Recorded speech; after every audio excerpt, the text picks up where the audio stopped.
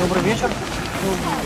Владыка Марк, в отличие от предшественника, решил прочувствовать весь путь до Воркуты по железной дороге. Времени осмотреться хватило, поэтому с перрона сразу на службу. Впрочем, пока знакомиться с приходами, за полярный холод и метель новый епископ оценить успевает максимально. К счастью для него, это не сюрприз. Первый монастырь, в котором служил, в общем-то, недалеко, в Архангельске. Суровые зимы лично ощутил и в родной Башкирии. В степи они бывают особенно трескучие. Когда я учился в школе, у нас до минус 50 доходили морозы некоторые годы, поэтому минус 40 – это для меня совершенно такая естественная температура. Я еще не забыл все это, и сугробы вот такие же большие. Мы, когда были детьми, помню, нам позволяли эти сугробы рыть всякие подземные замки.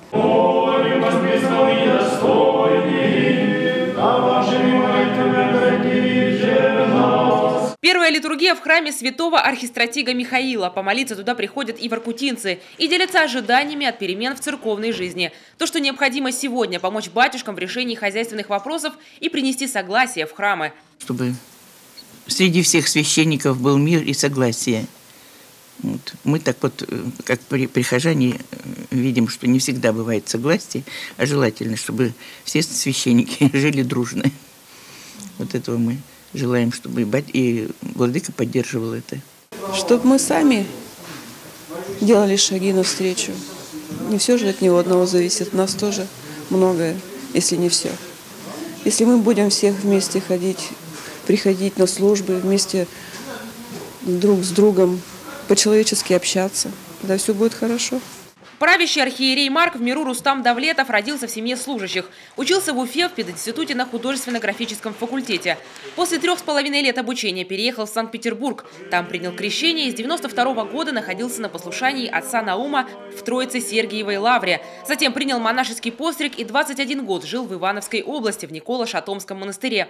Тогда получил и юридическое образование. У его предшественника Иоанна с владыкой Марком, к слову, много общего, они ровесники. И оба служили в Шуйской епархии.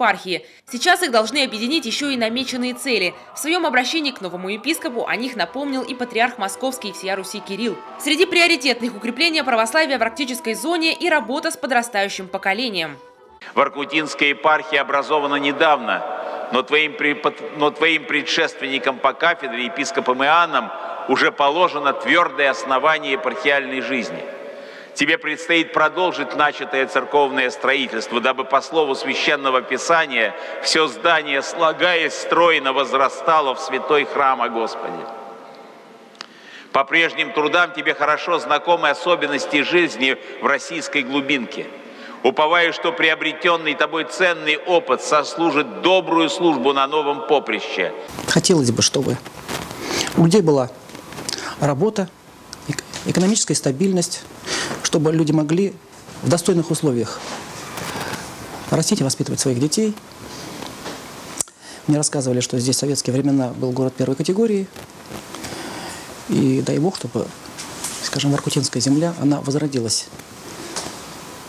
Как это было до перестроечные времена. Пока на знакомство у епископа всего неделя. 1 февраля – день интронизации Святейшего Патриарха, где архимандриту Марку необходимо присутствовать. А потому в планах на ближайшие дни служба как архиерейским чином, так и младшим иерейским, чтобы максимально глубоко изучить работу епархии. С журналистами владыка поделился и своими увлечениями. Учеба на художественном факультете даром не прошла. В свободное время епископ занят рисованием и фотографией. И даже подумывает с позволения местной администрации организовать в Воркуте свою фотовыставку. Впрочем, это пока планы далеко идущие. Главное сейчас приходы и прихожане, с которыми еще предстоит познакомиться. Таисия Жакова, Ирина Шумихина, Кирилл Нифонтов, телеканал Юрган, Воркута.